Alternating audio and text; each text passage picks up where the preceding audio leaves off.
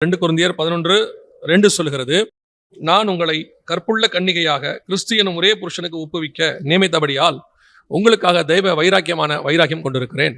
பவுல் சபையை குறித்ததான ஒரு வைராக்கியம் நம்மை குறித்து அவர் சொல்லுகிறார். நாம் தான் அந்த கற்புள்ள கன்னிகை என்று சொல்லி பார்க்கிறோம். நம்மை கிறிஸ்துவின் இடத்துல போய் ஒப்படைக்க வேண்டும் என்று அவர் விரும்புகிறார். நாம் எல்லோருமே கிறிஸ்துவின் வருகைக்காக காத்திருக்கிறோம். அவர் வரும்பொழுது அவர் கையிலே ஒப்படைப்பதற்காக நாம் எல்லோரும் ஆயத்தப்பட்டு கொண்டிருக்கிறோம். நம்மை இந்த திருவசனம் ஆயத்தப்படுத்தி கொண்டு இருக்கிறது. ஆவியானவர் சபையை ஆயத்தப்படுத்தி கொண்டிருக்கிறார் வசனத்தின் மூலமாக. அப்படி இருக்கும் பொழுது இந்த கற்புள்ள கன்னிகையாக ஒப்படைப்பதற்கு என்ன காரணம், அதை தான் நாம் இப்பொழுது பார்க்க போகிறோம். ஒரு கற்புள்ள கன்னிகை ரொம்ப இம்பார்ட்டண்ட்டாக இந்த வார்த்தை சொல்லப்படுகிறது. இதை உங்களுக்கு அவர் பவுல் ஒரு பெண்ணை அப்படின்னு சொல்லாம கற்புள்ள கன்னிகையாக அப்படின்னு சொல்றார். இதை ஒப்படைப்பதற்கு என்ன காரணம் அப்படிங்கிறது தான் நாம் இன்னைக்கு பார்க்க போகிறோம். முதல்ல வேதம் சொல்லக்கூடிய கற்பு என்றால் என்ன, அதான் ரொம்ப இம்பார்ட்டன்ட். நாம் உலக பிரகாரமான காரியத்தை தியானிக்கிறது இல்லை, அது நம்ம தேவையும் இல்லை. பவுல் இந்த இடத்துல சபையை பார்த்து சொல்றாரு, உங்களை கற்புள்ள கன்னிகை என்று சொல்லுகிறார். கற்புள்ள கன்னிகை என்றால் ஒரே புருஷனுக்கு நியமிக்கப்பட்டிருக்கிற, அது கீழே அவர் சொல்றாரு. அதுக்கு அப்புறம் வாசிக்கும் போது, உங்களை கற்புள்ள கன்னிகையாக கிறிஸ்து எனும் ஒரே புருஷனுக்கு அப்படின்ற வார்த்தை தான் கற்புள்ள அப்படிங்கிற வார்த்தைக்கான அர்த்தம். ஒரே புருஷனுக்கு அப்படின்னா என்ன அர்த்தம் அப்படின்னு கேட்டீங்கன்னு சொன்னா, இப்போ பல கணவர்கள் உடையவர்கள் கற்புள்ளவர்கள் அப்படின்னு நம்ம சொல்றது இல்லை. ஒரே புருஷனுக்கு நியமிக்கப்பட்டது அப்படின்னு இங்க இருக்கு சொல்லப்படுகிறது. இதை பவுல் ஸ்பிரிச்சுவலா எப்படி சொல்றாரு, அதான் ரொம்ப இம்பார்ட்டன்ட். இதை எப்படி அவர் ஆவிக்குரிய விதத்தில் சொல்றாரு அப்படின்னா, இப்போ வசனத்துல இருந்தே நாம் பார்க்க போகிறோம். அதற்கு அடுத்த வசனத்திலேயே அவர் சொல்றாரு, 3வது வசனத்துல, ஆகிலும் சர்ப்பமானது தன்னுடைய தந்திரத்தினாலே ஏவாளை வஞ்சித்தது போல உங்கள் மனதும் கிறிஸ்துவை பற்றிய உண்மை நின்று விலகும்படி கெடுக்கப்படுமோ என்று நான் பயந்திருக்கிறேன் அப்படிங்கிறார். அதோட அர்த்தம் என்னன்னா, சர்ப்பம் ஏவாளை வஞ்சித்தது அப்படின்னு சொல்லி பார்க்கிறார். அதே போல உங்கள் மனதும் கிறிஸ்துவை பற்றிய உண்மை நின்று. அப்ப கற்பு என்பது எதை அடிப்படையை கொண்டதுன்னா, உபதேசத்தை அடிப்படையை கொண்டது. உபதேசத்துக்கு இன்னொரு வார்த்தையை வேதம் யூஸ் பண்ணுது. என்ன வார்த்தை யூஸ் பண்ணுதுன்னா, 1 யோவான் 3ஆம் அதிகாரம் 9வது வசனத்துல ஆண்டவர் ஒரு மிக முக்கியமான வார்த்தை யூஸ் பண்ற வாசிக்கிறேன். தேவனால் பிறந்த எவனும் பாவம் செய்யான், ஏனில் அவருடைய வித்து நமக்குள் தரித்திருக்கிறது, அவன் தேவனால் பிறந்தபடியால் பாவம் செய்ய மாட்டான். இப்போ பவுல் சொல்றாரு, நான் உங்களை பெருமளவும் நான் கர்ப்ப வேதனைப்படுகிறேன் அப்படின்னு சொல்றாரு. அப்போ ஒரு பிள்ளை பெறுவதற்கு, ஆவிக்குரிய பிள்ளை பெறுவதற்கு வசனம் சொல்லுகிறது, கிறிஸ்துவினுடைய வித்து நமக்குள் வாசமாக இருக்கிறது. வித்துனா என்ன? இப்போ ஆண்டவர் படைக்கும் போது, அந்த மரத்தெல்லாம் படைக்கும் போது தங்கள் விதைகளை உடையதான ஜீவ விருட்சத்தை உண்டாக்கினார். தங்கள் விதைகளை உடையதான விருட்சங்கள் அப்படின்னு, அதாவது ரீப்ரொடக்ஷன், அடுத்து உருவாக்கக்கூடியதான் வித்து. அப்போ கிறிஸ்துவினுடைய வித்து நமக்குள் வாசமாக இருக்கிறது, சபைக்குள்ள வாசமாக இருக்கிறது. அதுதான் கிறிஸ்துவினுடையதான வார்த்தை, அவருடையதான ஜீவன் நமக்குள் இருக்கிறது. அந்த ஜீவன் நமக்குள்ள இருந்து இன்னொரு உயிரை பெற்றெடுக்க வைக்கிறது. அதுதான் கிறிஸ்துவனுடைய வித்து நமக்குள் வாசமாக இருக்கிறது சொல்லி பார்க்கிறோம். அப்படி இருக்கும் பொழுது கற்புள்ள கன்னிகை அப்படின்னா என்ன அர்த்தம்? இந்த வசனம் சொல்லுது, ஒரே புருஷனுக்கு. அப்போ ஏவாளுக்குள்ள இன்னொரு உபதேசம் உள்ளே வந்துச்சு, சர்ப்பமானது வஞ்சித்தது போல அப்படின்னு சொல்லி. இப்போ ஆதாம் வழியாக ஒரு உபதேசம் ஏவாளுக்கு கொடுக்கப்படுகிறது, அது கர்த்தருடைய வித்து. அதே நேரத்தில் சர்ப்பம் ஒரு உபதேசத்தை கொடுக்கிறது, அது சர்ப்பத்தின் வித்து. அது எதை குறிக்கிறது? நீங்கள் அந்த வித்தை ஏற்றுக்கொள்ளும் பொழுது அது எதற்கான அடையாளமாக இருக்கிறது என்றால், ஒரே புருஷனாகிய கிறிஸ்துவை விட்டு சாபமான இன்னொரு உபதேசத்துக்குள் போவதற்கு அடையாளமாக இருக்கிறது. இப்ப அந்த உபதேசம் உங்களுக்குள்ள வந்த உடனே அது என்ன செய்தா, அந்த வார்த்தை, சர்ப்பத்தின் வார்த்தை என்ன செய்தா, அது ஒரு பிள்ளையை பெற்றெடுக்குதாம். அதே 1 யோவான் புஸ்தகம் 3ஆம் அதிகாரத்துல 12வது வசனம் வாசிங்க பாப்போம். பொல்லாங்கனால் உண்டாயிருந்து தன் சகோதரனை கொலை செய்த காயினை போல இருக்க வேண்டாம் அப்படின்னா என்ன அர்த்தம்? காயின் எப்படி உண்டானா அப்படின்னு சொல்லுது. ஆனால் ஆதியாகமத்தின் புஸ்தகம் 4ஆம் அதிகாரம் 1வது வசனத்தை வாசிங்க பார்ப்போம். ஆதாம் தன் மனைவியாகிய ஏவாளை அறிந்தான். வசனத்தின்படி காயின் பிறப்பதற்கு ஆதாம் ஏவாள் தான் காரணம், மாற்று கருத்து இல்லை. ஆனா 1 யோவான் 3ஆம் அதிகாரம் 12ஆம் வசனம் சொல்லுது, பொல்லாங்கனால் உண்டாயிருந்து அப்படின்னு. அப்படின்னா என்ன அர்த்தம்? ஏவாள் இந்த சர்ப்பத்தின் வார்த்தையை கேட்டதுனால அந்த சர்ப்பத்தினுடைய வித்து, அதாவது ஆதியாகமத்தின் புஸ்தகம் 3ஆம் அதிகாரம் 15வது வசனத்தில் ஆண்டவர் சொல்றாரு, உன் வித்துக்கும் அவள் வித்துக்கும் பகை உண்டாக்குவேன். அந்த சர்ப்பத்தின் வார்த்தை இவளுக்குள்ள வந்துருச்சு. இப்போ அந்த பிள்ளை ஆதாம் வழியாக உருவானாலும், அந்த பிள்ளை உருவாகும் போது அந்த பொல்லாங்கன் உபதேசமும் கூட பிள்ளைக்குள்ள வருது. நீங்க டாக்டர் சில நேரத்தில் சொல்லியிருப்பாங்க, கேட்டிருப்பீங்கன்னு நினைக்கிறேன். இந்த பிள்ளை உருவாகும் போது நல்ல விஷயத்த பேசுங்க, சந்தோஷமா இருங்க, நல்ல காரியத்தை கேளுங்க, ரொம்ப ஹாரரான படங்கள்லாம் பார்க்காதீங்க, நல்ல ஒரு கர்த்தருடைய வசனம் கேளுங்க, நல்ல பாட்டு கேளுங்க. என்னன்னா, உள்ள இருக்க பிள்ளை உருவாகும் போது, அந்த மைண்ட் செட் உருவாக்கும் போது வெளியிருந்து வரக்கூடியது என்ன செய்யும்? அதை உருவாக்கும். அதே மாதிரி தான் உங்களுக்குள்ள, சபைக்குள்ள கிறிஸ்துவினுடையதான வசனத்தினால இந்த கற்புள்ள கன்னிகையாக நாம் இருக்கிறோம். கிறிஸ்துவனுடைய உபதேசம் கொடுக்கப்படுகிறது. அதே நேரத்தில் வெளியிருந்து சர்பத்தின் உபதேசமும் உங்களுக்கு வருது. அநேக உபதேசங்கள் முந்தியெல்லாம் கள்ள உபதேசம் வரணும், சர்பத்தின் உபதேசம் வரணும்னா ரொம்ப கஷ்டம். சபைகளுக்குள்ள அப்படிப்பட்டவங்க வந்தாதான் வரும். தெரியாம கொள்ளாம சபையில அப்படி ஆட்களை ஏத்திட்டாங்கன்னா அந்த மாதிரி காரியங்கள் நடக்கும். ஆனா இப்போ அப்படி அல்ல. நிறைய இந்த மாதிரி செல்போன்ஸ் இருக்கு, அப்புறம் யூடியூப் இருக்கு, ஃபேஸ்புக் இருக்கு. இதுல எல்லாத்தின் வழியாக இந்த கள்ள உபதேசம் உங்களுக்கு நிறைய வருகிறது. எல்லா பக்கத்துல இருந்து வருது. எது நல்ல உபதேசம், எது கள்ள உபதேசம் உங்களுக்கு தெரிய மாட்டேங்குது. எது தேவனுடைய உபதேசம், எது சர்பத்தின் உபதேசம் உங்களுக்கு தெரிய மாட்டேங்குது. அதனுடைய விளைவாக என்ன ஆகுதுன்னு பாத்தீங்கன்னா, இந்த சர்பத்தின் உபதேசம், உலகத்தின் உபதேசம் உங்களுக்குள்ள நிறைய வந்து பிறக்கிறது பொல்லாங்கனா இருக்கிறது. நான் சொல்லுவேன், இன்னைக்கு ரட்சிக்கப்படுகிற எல்லோருமே, நல்லா கவனிங்க, ரட்சிக்கப்படுகிற எல்லோருமே கிறிஸ்துவுக்குள்ள பிறக்கும் பொழுது யார் சுவிசேஷம் சொல்றாங்கன்றத பேஸ் பண்ணி தான் இருக்குது. அவங்க என்ன சுவிசேஷம் சொல்லி கூட்டிட்டு வராங்கன்னு இருக்கு. நிறைய பேர் எப்படி சுவிசேஷம் சொல்லி கூட்டு வராங்க அப்படின்னு சொன்னா, இயேசு உங்களை ஆசீர்வதிக்கிறார், இயேசு உங்களுக்கு சொங்க கொடுக்கிறார், இதெல்லாம் உண்மை, மாற்றுக்கத்தே இல்லை. ஆனால் சுவிசேஷத்தினுடைய வேர் என்ன அப்படின்னு கேட்டீங்கன்னா, இயேசு தேவனுடைய குமாரன் என்று அவங்க விசுவாசிக்கணும். அதுதான் சுவிசேஷத்தினுடைய வேர், அதான் பேஸ். இன்னைக்கு அவங்க இயேசுவை வெறும் ஆசீர்வாத கடவுளா மாத்துறதுனால வராங்க, அப்புறம் போயிடுறாங்க. நிறைய பேர் பின்மாற்றம் அடைறாங்க. அப்ப சரியான சுவிசேஷம் கொடுக்கப்படல. சில இடங்கள்ல கூப்பிட்டு இயேசுவை பத்தி சொல்லும் போது அவங்க தப்பான சுவிசேஷத்தை சொல்றதுனால சர்பத்தின் உபதேசம் வருது. அவங்களும் பிறக்கிறாங்க. எனக்கு இப்போ அந்த ஐயா இல்ல, அவர் நல்ல வயதானவர், இப்ப இல்ல, அவர் கிறிஸ்துவுக்குள்ள மரிச்சிட்டாரு. ஒரு காலகட்டம் வரைக்கும் அவருக்கு சுவிசேஷம் சொல்லி கூட்டு போனவங்க இயேசு வந்து தேவன் கிடையாது, யெகோவா மட்டும்தான் தேவன், இயேசு தேவன் இல்லைன்னு சொல்லி அவர் மனுஷன்னு சொல்லிட்டாங்க. அப்படியே அவர் ரொம்ப காலம் வளர்ந்துட்டார். இதுதான் அவர் சரின்னு நினைச்சுக்கிட்டு அவர் ரொம்ப வளர்ந்துட்டார். ஆனா அவர் வந்து இந்த செய்தியெல்லாம் கேட்கிறவர், நம்முடைய செய்தியெல்லாம் கேட்கிறவர். அவருக்கு மற்ற செய்தியெல்லாம் பிடிக்கும், இந்த இயேசு தேவனுங்கிறது மட்டும் அவருக்கு ஒரு உடன்பாடு இருக்காது. அதனால அவர் என்ன பண்ணுவாருன்னா, ஒரு முறை என்னை பார்க்க வந்துட்டு, உங்களுக்கு எல்லாத்தையும் நான் பார்க்குறேன், எல்லாம் நல்லா இருக்கு, அந்த ஒரு விஷயம் தான் அப்படின்ட்டு அதை பத்தி பேச ஆரம்பிச்சார்.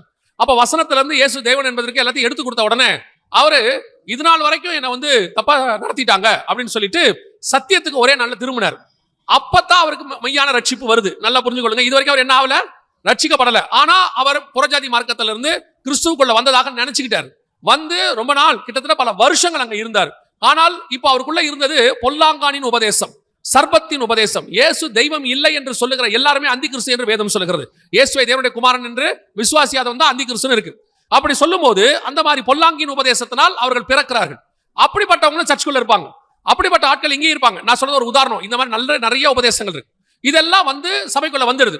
அப்படி வரும்போது இதுவும் கற்புள்ள கன்னிகா இருக்க வாய்ப்பு இல்லை, வேற உபதேசம் உள்ள வந்துடுது. அப்ப கிறிஸ்து சரியா அவருக்குள் உருவாகும் அளவும், மறுபடி கிறிஸ்து உங்களுக்குள் உருவாகும் அளவும் நான் கர்ப்ப வேதனைப்படுகிறேன் அப்படின்னு பவுல் சொல்றார் கலாத்தியருக்கு எழுதும்போது.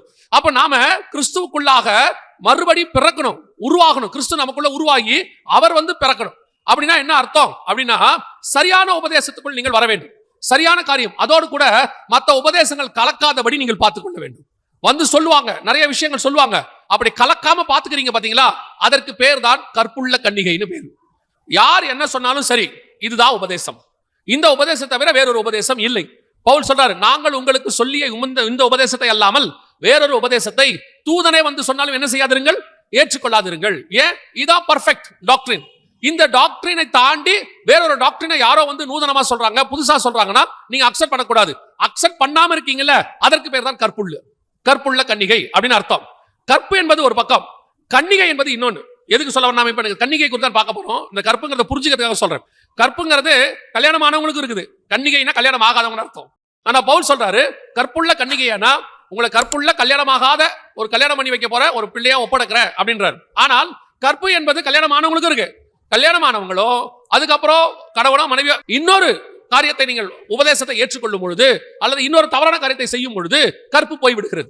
அப்போ கல்யாணமானவங்களுக்குலாம் கற்பு பயிற்சியால் இல்ல, கல்யாணமானவங்களை பார்த்து தான் கற்பு கரசின்னு சொல்லுவாங்க. அவரோட அர்த்தம் என்ன, நீங்கள் இயேசுவை ஏற்றுக்கொண்ட பிறகும் எந்த உபதேசமும் உங்களை தாக்காம பாத்துக்கணும், எந்த ஒரு தவறான உபதேசமும் உள்ள வராம பாத்துக்கணும். நான் இயேசுவை எதுக்கிட்டு 10 வருஷம் ஆச்சு ஸ்ட்ராங்கா இருக்கிறேன்ட்டு 10 வருஷம் கழிச்சு கள்ள உபதேசத்துல விழுந்தீங்கன்னா அதுவும் கற்பு போனதுக்கு அடையாளம் தான். நான் பார்த்திருக்கிறேன், சில ஊழியக்காரர்களுக்கு படிச்சிருக்கிறேன், 20-30 வருஷம் ஊழியம் பண்ணிட்டு கடைசியா பாத்தீங்கன்னா உபதேசத்துல விழுந்துருவாங்க. கடைசியா பாத்தீங்கன்னா அவங்க வேற வித உபதேசத்துக்கு போயிடுறாங்க. கேட்டா சொல்றாங்க, இத்தனை வருஷம் பார்த்தோம், ஆனா இந்த உபதேசம் இதான் கரெக்டா எங்களுக்கு படுதுன்னு சொல்லி பைபிளுக்கு புறம்பா போயிடுவாங்க. ஏன் இப்படி போறாங்கன்னா, சர்மம் அவர்களை வஞ்சிக்கிறது. கற்பு என்பது உபதேசத்தினால் நீங்கள் சோரம் போகாமல் இருப்பது. எப்ப வரைக்கும்? ஆதியிலிருந்து இயேசு வர்ற வரைக்கும். அதனாலதான் அவர் கையில் ஒப்படைக்கும் வரை உங்களை ஒரே புருஷனுக்கு நியமித்த கன்னிகையாக அப்படின்றார். இது கற்பை பத்தி மட்டும். கன்னிகைனா என்ன? இந்த கற்போட இருக்கிற ஒரு கன்னிகை தான் வேணும். கன்னிகைனா திருமணம் ஆகாத, குழந்தை பிறக்காத ஒரு பெண் அப்படின்னு அர்த்தம். இந்த கன்னிகையாக உங்களை ஒப்படைக்கணும் அப்படின்னு பவுல் எதிர்பார்க்கிறார். அதற்கு காரணம் என்ன? சபை ஏன் கற்புள்ள கன்னிகையாக இருக்கணும் அப்படின்னு கேட்டீங்கன்னா, அதற்கு ஆண்டவர் சில காரணங்களை வைத்திருக்கிறார். இப்ப நீங்க ஏவாளை பத்தி வாசிச்சீங்க இல்லையா? பிறக்கும் பொழுது பாருங்க, நல்லா கவனிச்சு பாருங்க. அவங்க ஆதாமுடைய உபதேசத்தையும் வாங்கிக்கிட்டாங்க. அதாவது தேவனுடைய உபதேசத்தை வாங்கிக்கிட்டாங்க. ஜீவ விருட்சத்தை சாப்பிடலாம், எல்லா விருட்சத்தையும் சாப்பிடலாம், நன்மை தீமை அறியத்தக்க விருட்சத்தை என்ன செய்யக்கூடாது, சாப்பிடக்கூடாது அப்படிங்கிறத உபதேசத்தை வாங்கிட்டாங்க. எல்லாம் இப்போ ஓகே போயிட்டே இருக்கு. திடீர்னு அந்த அம்மா கல்யாணம் ஆனவங்க, அதாவது ஆதாமுக்கு ஆண்டவர் கொடுத்துட்டாரு. அதுக்கப்புறம் ஒரு உபதேசம் வருது. இப்போ அவங்க அந்த பிள்ளையை பெற்றெடுக்கும் பொழுது அது பொல்லாங்கானாய் பிறக்கிறதுன்னு நான் வாசித்தோம். இப்ப கர்த்தர் என்ன விரும்புறாரு? சபை பொல்லாங்கானை பெற்றெடுக்க கூடாது, ஒரு கற்புள்ள கன்னிகையாக அது என்ன பெற்றெடுக்கணும்? வாசிங்க, லூக்கா எழுதின சுவிசேஷம் 1ஆம் அதிகாரம் 35வது வசனம் வாசிங்க. தேவதூதன் அவளுக்கு பிரதியுத்தரமாக, பரிசுத்த ஆவி உன்மேல் வரும், உன்னதமானவருடைய பலன் உன்மேல் நிழலிடும், ஆதலால் உன்னிடத்தில் பிறக்கும் பரிசுத்தம் உள்ளது, அது பொல்லாங்கானால் உண்டாயிருந்ததானது. இங்கே பரிசுத்த ஆவியினால் உண்டானது. அது பிசாசினுடைய மகன், இது தேவனுடைய குமாரன். அப்போ கற்புள்ள கன்னிகையாக இப்ப அந்த அம்மா சொல்றாங்க, நான் புருஷனை அறியேனே, இது வரைக்கும் எனக்கு புருஷனை அறியேனே. ஏன் உங்களையும் என்னையும் ஒரு கன்னிகையாக கர்த்தர் வச்சிருக்கிறாரு அப்படின்னா அதோட அர்த்தம் என்னன்னா, நீங்களும் நானும் பரிசுத்தம் உள்ளதை பெற்றெடுக்கும்படி கர்த்தர் உங்களை எண்ணி வச்சிருக்கிறார். நான் சொல்றது மாம்ச பிரகாரமான பிள்ளை அல்ல. மாம்ச பிரகாரமாய் பிறக்கிற பிள்ளை பரிசுத்தமா இருக்குதா அப்படின்னு கேட்டீங்கன்னா, பிள்ளை பெற்றினாலே ஸ்திரீயானவள் ரட்சிக்கப்படுவாள்னு இருக்கு. இவ யோசிச்சு பாருங்களேன். உங்களுக்கு நான் சொல்றது சபையினுடைய சட்டத்திட்டத்தை சொல்றேன். ஒரு ஊழியக்காரங்களோ அல்லது சொந்தக்காரங்களோ பார்த்து நல்ல ஒரு கிறிஸ்தவ பையனா, ஆவிக்குரிய பையனா திருமணம் பண்ணி வைக்கிறாங்க. நல்ல ஒரு ஆவிக்குரிய கிறிஸ்தவ பிள்ளையா திருமணம் பண்ணி வைக்கிறாங்க. அந்த திருமணத்துக்கு எல்லா பரிசுத்தவான்களும் உங்களை வாழ்த்துறாங்க. இப்போ அதுக்கு பேரே பரிசுத்த விவாகம், அப்படிதானே சொல்றோம், பரிசுத்த விவாகம். ஆனா பிறக்கிற பிள்ளை பரிசுத்தமா பிறகுதா, பாவத்துல பிறகுதா? எப்படி? ஏன் பாவத்துல பிறகுது? பார்த்து வைக்கிறது பரிசுத்தவான்கள் தான் பார்த்து வைக்கிறாங்க. பிறக்கிற பிள்ளையும் பரிசுத்தமா தான் பிறக்கணும், நியாயமா. எல்லா பரிசுத்தவானும் ஜெபம் பண்ணி இருக்கிறாங்க. இந்த பிள்ளையும் ரட்சிக்கப்பட்டவர், பையனும் ரட்சிக்கப்பட்டவங்க. அப்படி இருக்கும் பொழுது பிறக்கிற பிள்ளை மட்டும் எப்படி பாவத்துல பிறக்குது? நான் கேட்கறது புரியுதா? அப்ப என்ன அர்த்தம்?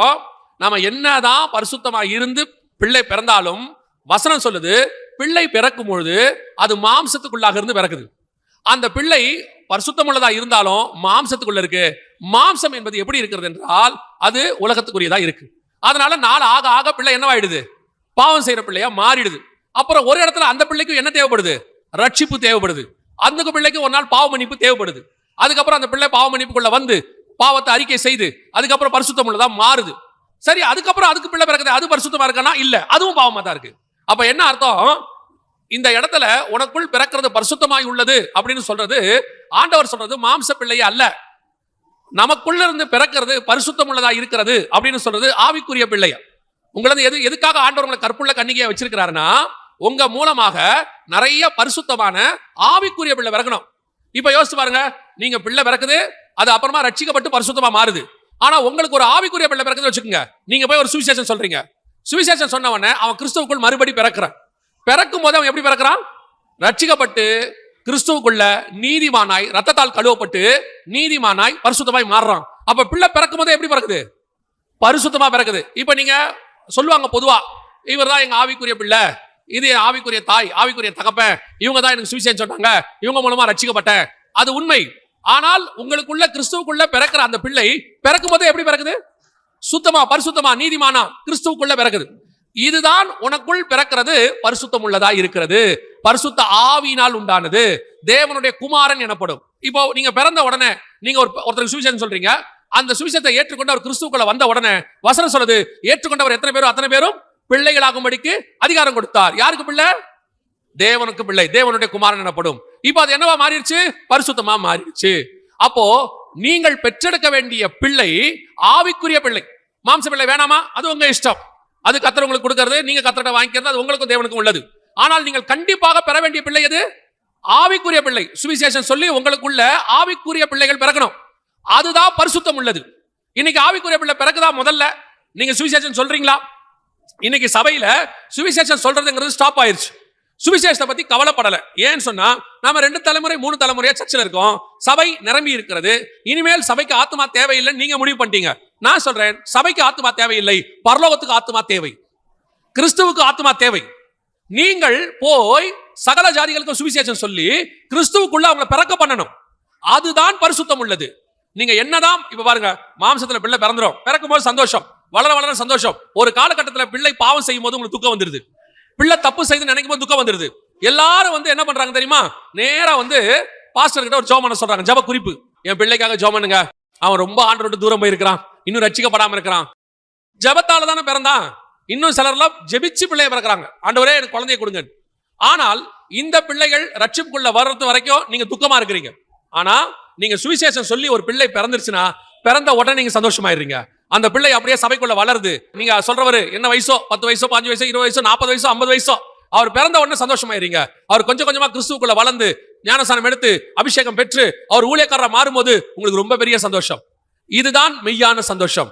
இந்த பிள்ளையை பெற்றெடுக்கும்படி தான் கர்த்தர் உங்களை அழைத்திருக்கிறார். உங்களுக்குள் உருவானது பரிசுத்தம் உள்ளதா இருக்கிறது. இதுக்கு தான் கற்புள்ள கன்னிகை வேணும்னு பவுல் வேதம் சொல்லுது. ஒரு கன்னிகை கற்புள்ள கன்னிகை இருந்தால்தான் அவள் வழியாய் பிறக்கிறது பரிசுத்தமா இருக்கும். இப்ப சபையே உபதேசத்துல தப்பா இருக்குன்னு வச்சுக்கோங்க, சபையே கிறிஸ்துவுக்குள்ள தப்பா உபதேசத்துக்குள்ள இருக்கு.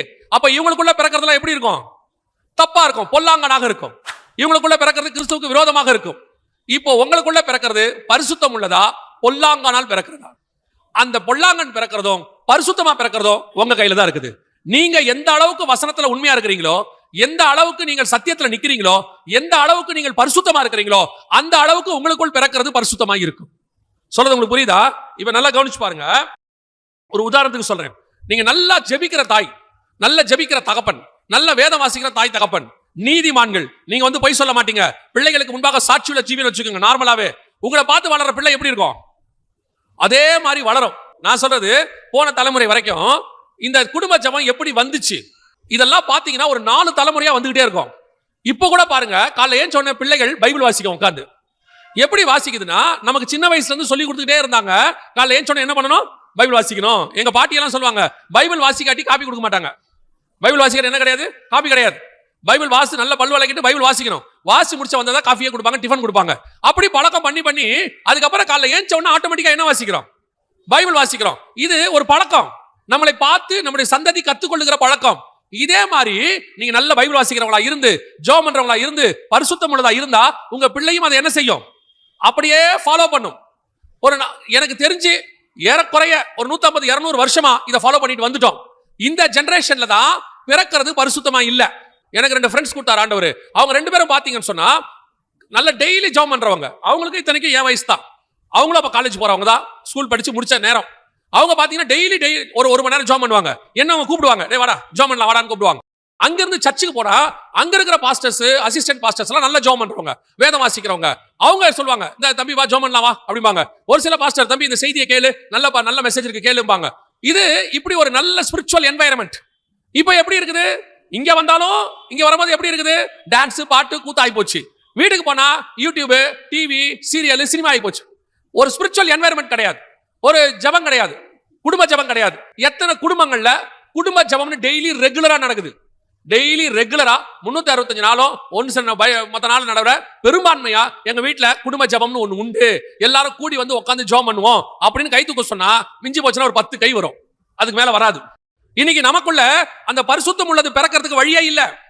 என்னன்னா இங்க சபையே கரப்டாகி போய் கிடக்கு.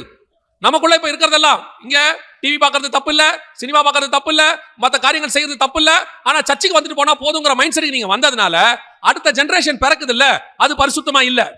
போன ஜெனரேஷன்ல கிறிஸ்தவ கல்யாணங்கள்ல பாட்டு கூட இந்த ஆர்கனை வச்சுதான் போடுவாங்க. இப்ப கிறிஸ்தவ திருமணங்கள்ல எல்லாம் டான்ஸ் ஆடுறான், உட்காந்து சினிமா பாட்டு போட்டு ஆடுறான்.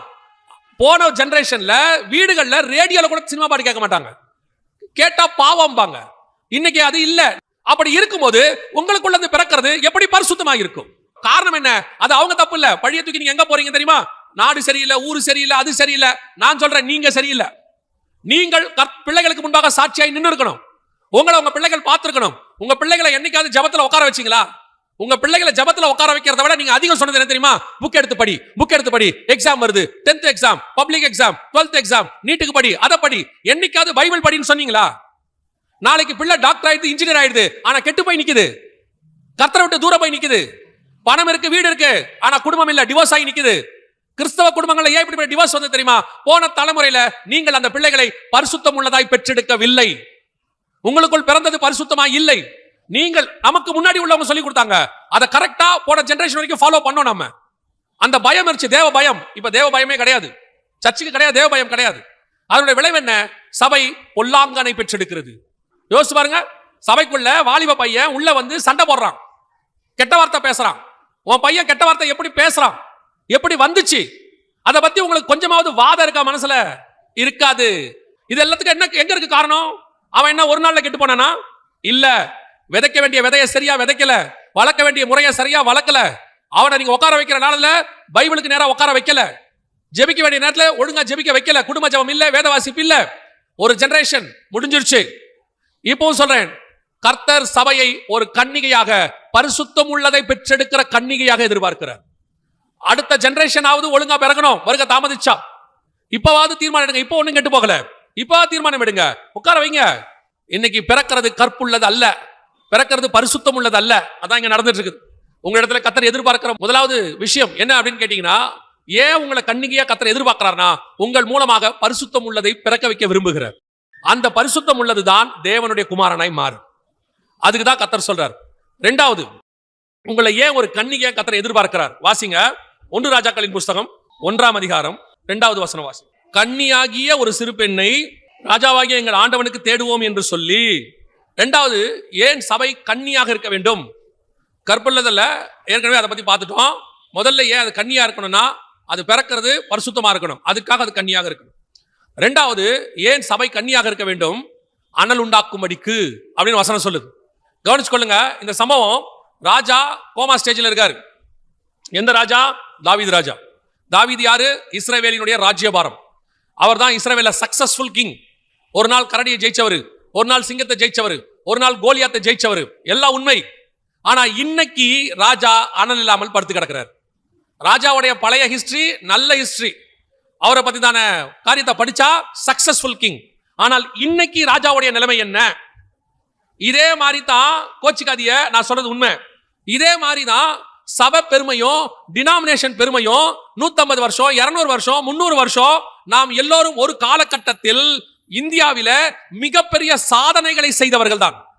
இந்தியாவில் இருக்கக்கூடியதான அது கல்வியாக இருக்கட்டும், அல்லது மெடிசனாக இருக்கட்டும், அல்லது ஸ்பிரிச்சுவாலிட்டியாக இருக்கட்டும், எல்லாத்துக்கும் நாம தான் ஒரு காலத்துல அஸ்திவாரம்.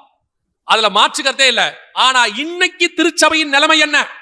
அவர் அந்த காலத்துல ராஜா, இப்ப அனல் இல்லாம படுத்து கிடக்கிறாரு. எழுப்புறதுக்கு வழி கிடையாது. எத்தனை போர்வை போட்டு மூடினாலும் எழுந்திருக்கலையாமா. அதோட அர்த்தம் என்ன? அவர் அனலே உண்டாக்க முடியல. சபையினுடைய வேலை என்ன? நீங்க வந்துட்டு போகும்போது உங்களுக்குள்ள ஏதாவது ஒரு ஆவிக்குரிய மாற்றம் வந்திருக்கணும். அதுக்கு தான் சர்ச்சு. இப்போ ஒரு பிள்ளைய ஸ்கூலுக்கு அனுப்புறீங்க, அனுப்பிட்டு அவன் போயிட்டு வந்தோடனே முந்தையெல்லாம் கேட்பாங்க, ஸ்கூல் போயிட்டு வந்தோடனே டீச்சர் இன்னைக்கு என்னப்பா சொல்லி கொடுத்தாங்க அப்படின்னு கேட்பாங்க. உடனே அவங்க சொல்லுவாங்க, இன்னைக்கு இதெல்லாம் எடுத்தாங்க அப்படின்னு சொல்லுவாங்க. ஒரு எல்கேஜி போயிட்டு வரும்போது, யூகேஜி போயிட்டு வரும்போது, ஃபர்ஸ்ட் ஸ்டாண்டர்ட் போயிட்டு வரும்போது எனக்கு ரைம் சொல்லி கொடுத்தாங்க, எனக்கு திருக்குறள் சொல்லி கொடுத்தாங்க. Right, okay. +2 போயிட்டு வரான், 15 வருஷம் கிட்டத்தட்ட. +2 வரும்போது ஒரு 13-14 வருஷம் ஆயிடுது படிப்பு. +2 போயிட்டு வீட்டுக்கு வரான். இன்னைக்கு என்னப்பா சொல்லி கொடுத்தாங்க? எனக்கு ரிங்கா ரிங்கா ரோஸை சொல்லி கொடுத்தாங்க, பாபா பிளாக் ஷிக் சொல்லி கொடுத்தாங்க. டேய் 12 வருஷமா இதே தான் படிக்கிறியாடா? இல்ல எனக்கு அதுவே போதும், நல்லபடியா போயிட்டு இருக்கு, நான் பாபா பிளாக் ஷிப் எழுதுனா தப்பே இல்லாம எழுதுவேன், 10 மார்க் கிடைக்கும். டேய் உனக்கு வயசு 18டா, 14 வருஷமா போறடா, நீ அடுத்து இன்ஜினியர் ஆகணும், டாக்டர் ஆகணும், அதெல்லாம் வேண்டாம். அதுதான் இன்னைக்கு இருக்கிற திருச்சபையினுடைய நிலைமை. நமக்கு நல்ல பாரம்பரியம் இருக்கு, நல்ல அஸ்திவாரம் இருக்கு, நம்மளை உருவாக்கின விதம் நல்ல உருவாக்கு. இன்னைக்கு சபையினுடைய நிலைமை என்ன? அனலும் இல்ல, ஒண்ணும் இல்லை. இன்னைக்கு சபை யோசித்து பாருங்க, ஒரு 150 வருஷமா 100 வருஷமா இருக்கிற ஒரு ஆர்கனைசேஷன் இந்தியாவையே பிடிச்சிருக்கு. 100 வருஷம் இப்பதான் கொண்டாடுது. அந்த ஆர்கனைசேஷன் இந்தியாவில் உச்சத்துல இருந்து கடைசி வரைக்கும் பிடிச்சி கையில வச்சிருக்கு. ஒரு 50 வருஷம் நடத்துற வியாபாரம் இந்தியாவுடைய பொருளாதாரத்தை தான் கையில வச்சிருக்கு. நீங்க நானும் இந்தியாவை கையில வைக்க வேண்டாம். என்ன வளர்ச்சி ஸ்பிரிச்சுவாலிட்டியில என்ன இருக்கு? ஒரு அனலும் இல்லை இன்னைக்கு. இப்ப ஆண்டவருக்கு தேவை என்ன தெரியுமா? இந்த அனலை உண்டாக்கக்கூடிய ஒரு சிறு கன்னிகை, ஒரு சின்ன கன்னிகை வேணும், ஒரு சின்ன பெண் வேணும். அந்த பெண் எப்படி இருக்கணும்? கன்னிகையாக இருக்கணும். அவளை கொண்டுதான் அனலை கொண்டு வர முடியும். ஏங்க கன்னிகை இல்லாத பெண்ணை கொண்டு வர முடியாதா? முடியாது. ராஜாவுக்கு ஏற்கனவே நிறைய மனைவி இருக்கு, பத்சேபாள் இருக்கு, மீகால் இருக்கு, அபிகாயில் இருக்கு, நிறைய பேர் இருக்காங்க. ஆனா இவங்களால ராஜாவுக்கு அனல் உண்டாக்க முடியாது. ராஜாவுக்கு அனல் உண்டாக்குற இன்னும் ஒரு சிறு பெண் தேவைப்படுகிறது. அந்த சிறு பெண் நீங்களும் நானுமாகத்தான் இருக்கணும். எலியா சொல்றாரு, ஆண்டவரே எல்லாரும் பாகாலுக்கு முன்பாக முழங்கால் படிட்டாங்க, எல்லாரும் அவனை முத்தம் பண்ணிட்டாங்க அப்படிங்கிறார். ஒபதியா சொல்றாரு, 50 பேரா கெபில நான் தீர்க்கதரிசிகளை வச்சிருக்கிறேன். இந்த 400 தீர்க்கதரிசி யாரு? ஏசபேலோட சேர்ந்து சோரம் போனவங்க. இந்த 50 பேர் யாரு? 50 பேரு இவன் பேர் தெரியாதவன், ஊர் தெரியாதவன். ஆனா ஏசபேல் கூட போகல. ஆனா எலியா மாதிரியும் கிடையாது. அவன் போய் என்ன பண்ணுவான்னு கேட்டீங்கன்னு சொன்னா, அவன் ஒரு கெபிக்குள்ள உட்காந்துக்கிட்டு டெய்லி அவனுக்கு தண்ணியும் சாப்பாடும் வரும். சாப்பிட்டுட்டு நம்ம உண்டு, நம்ம வேலை உண்டு. ஏன்பா கெபில உட்காந்துருக்கிய, தேசத்துல இவ்வளவு பெரிய அக்கிரமம் நடக்குது, ஏசபேல் இவ்வளவு பெரிய பிரச்சனையை பண்றாளே, நீ கொஞ்சம் கேட்க கூடாதா? நமக்கு எதுக்குங்க வம்பு? நம்ம வந்தோமா, ஒபதியா சாப்பாடு கொடுக்குறாப்லையா, சாப்பிட்டோமா, ஜோம் பண்ணோமா, பைபிள் வாசித்தோமா, நம்ம வாழ்ந்து இருக்க வேண்டியதானே. எதுக்கு? ஆண்டவர் தான் இந்த கெபியை கொடுத்திருக்கிறார், ஆண்டவர் தான் ஒபதியாவை ஏற்பாடு பண்ணியிருக்கிறார். ஆண்டவர் கேட்கிறாரு, இவனால ஒரு பிரயோஜனமும் கிடையாது, இவனை வச்சு ஒரு எழுப்புதலும் கொண்டு வர முடியாது, இது வேஸ்ட். ஆனா என்ன, இது ஏசபேல் மாதிரி மோசமா இல்ல, ஏசபேல் பத்தியில சாப்பிட்ட அந்த தீர்க்கதரிசிகள் மாதிரி மோசமான தீர்க்கதரிசி இல்ல, இது கொஞ்சம் பரவாயில்ல, பெஸ்ட். அந்த இடத்துல தான் நீங்களும் நானும் இருக்கிறோம். அந்த இடத்துல தான் சபை இருக்குது. இந்த சபை எல்லாரோடையும் போய் பாவம் செய்யாது, உலகத்துக்கு ஒத்த வேஷம் தரிக்காது. ஆனா அதே நேரத்துல இந்த சபையை வச்சு ஒண்ணும் பண்ணவும் முடியாது, எந்த எழுப்புதலும் வராது. ஆனால் கர்த்தர் போஷிக்கிறார், ஆசீர்வதிக்கிறார், எல்லா ஆசீர்வாதமும் இருக்கு. ஆனா கர்த்தருக்கு தேவை யார் தெரியுமா? ஒரு எலியா தேவைப்படுகிறது.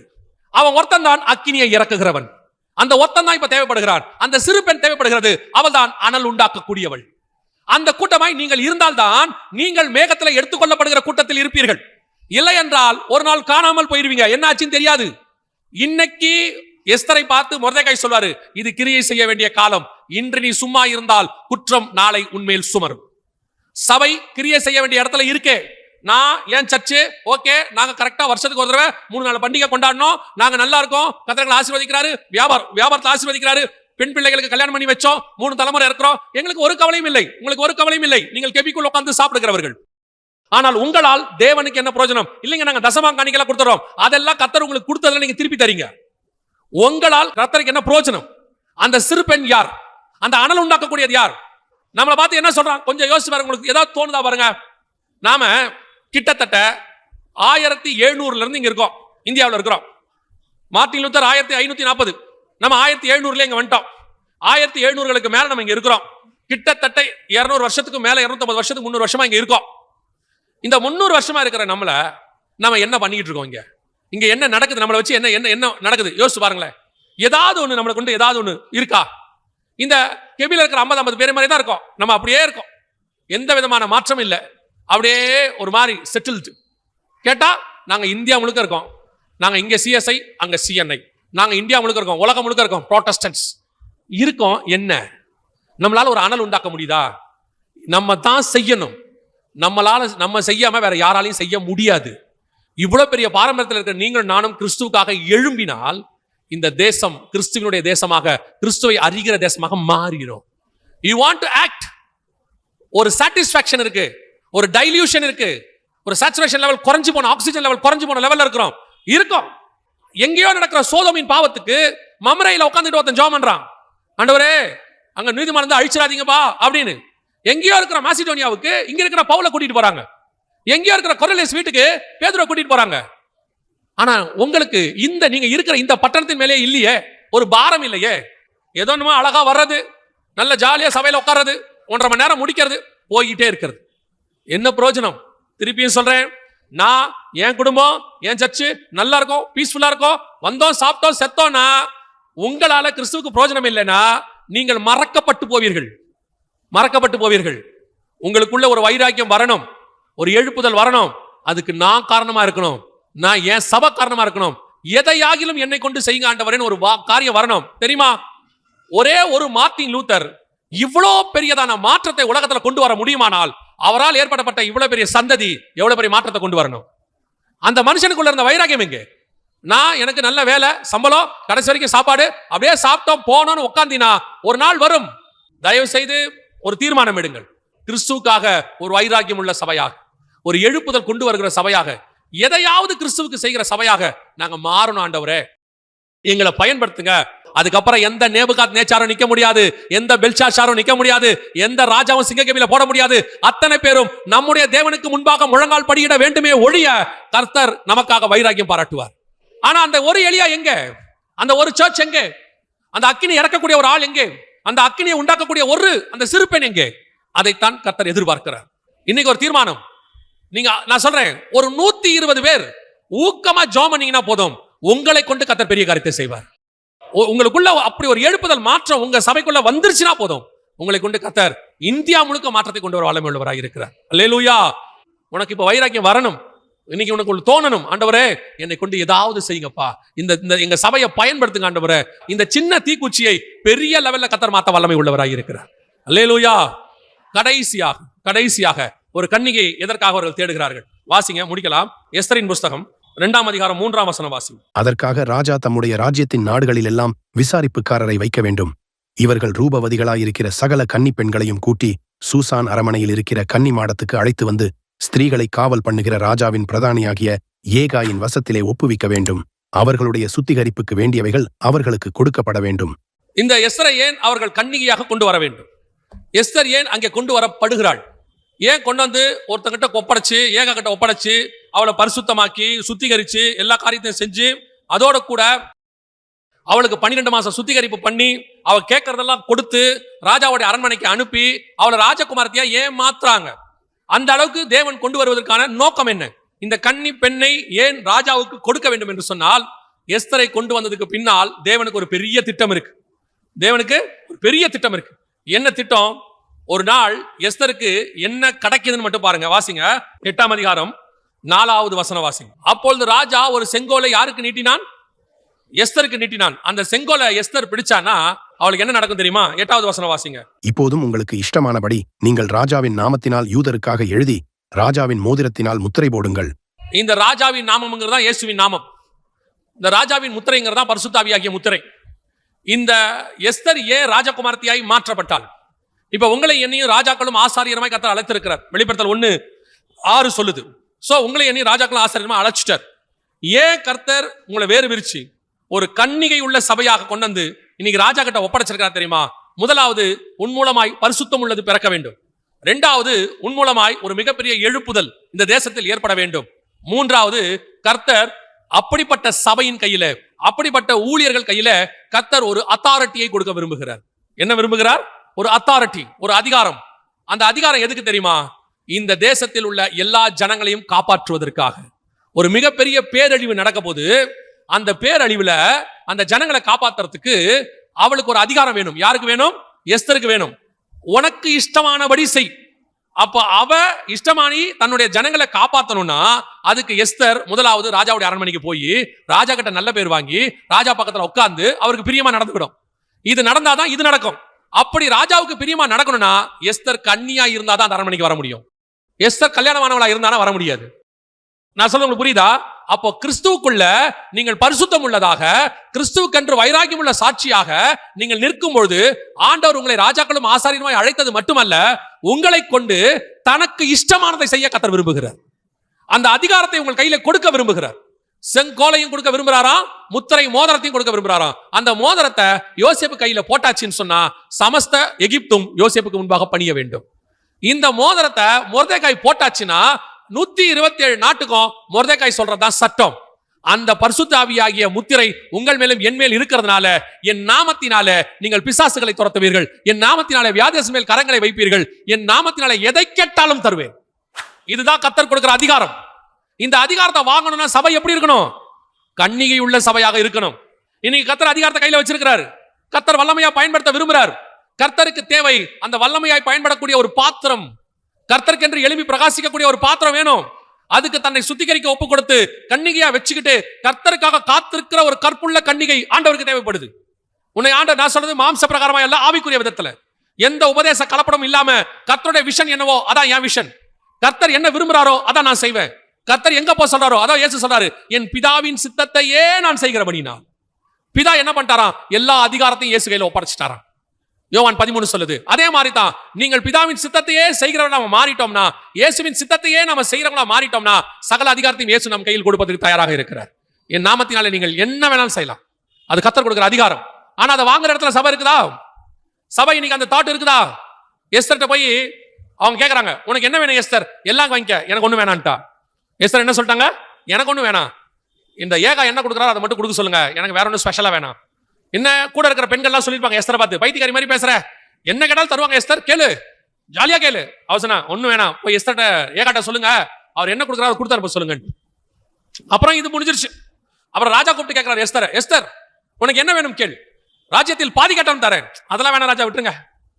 என்னடா அது, ராஜ்யத்துல பாதி கட்டாலும் வேணான்றாலே, அதுவும் முடிஞ்சிருச்சு. அடுத்த தடவை ஒரு தடவை எஸ்தர் பார்க்கும்போது ராஜா சொல்றாரு செங்கோல் நீட்டி, உனக்கு என்ன வேணும் எஸ்தர்? அதே வசனத்துல அங்க இருக்கு, ராஜாவின் சமூகத்தில் அவர் கேட்கிறாரு, உனக்கு என்ன வேணும் எஸ்தர்? தேசத்தில் பாதி கட்டால் நான் உனக்கு என்ன செய்வேன், தருவேன் அப்படின்னு சொல்றாரு. இப்பவும் சொல்லிட்டா அதெல்லாம் வேண்டாம் ஆண்டவர், அதெல்லாம் வேணாம் ராஜா. அப்ப என்னதான் எஸ்தர் வேணும்? அவர் சொல்றா, அந்த செங்கோலையும் முத்திரமோத்தையும் என்கிட்ட கொடுத்துருங்க, நான் என் ஜனங்களை காப்பாத்திக்கிறேன். இந்த ராஜ்யத்துல 127 நாட்டுக்கு நான் ராணியா உட்கார்ந்துருக்கிறேன், இருந்துட்டு போட்டோம். ஆனா 127 நாட்டிலையும் என் ஜனங்கள் சாக போறாங்க, அவர்களை நான் மீட்க வேண்டும். எனக்கு தேவை அந்த செங்கோலும் முத்திரை மோதிரம். அதே காரியத்தை தான் உங்களுக்கும் எனக்கும் கர்த்தர் சொல்லுகிறார். உங்களை சுத்தி இவ்வளோ ஜனங்க இருக்கிறாங்க, இத்தனை ஆயிரம் ஜனங்க இருக்கிறாங்க.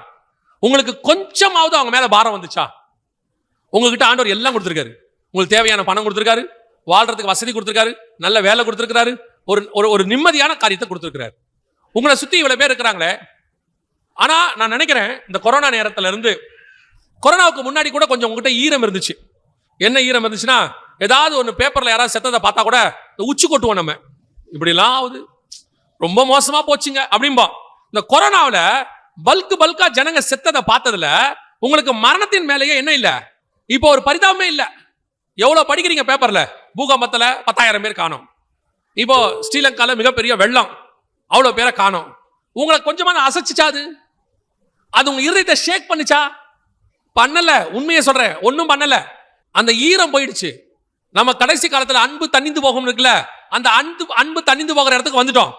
யோசிச்சு பாருங்க, முந்தியெல்லாம் அப்பா அம்மா செத்து போனா ஊர்ல இருந்தா கூட பறந்து வருவான், வந்து இங்க வர வரைக்கும் அந்த பாடியை வச்சிருப்பாங்க, அழுதுகிட்டே வருவான்.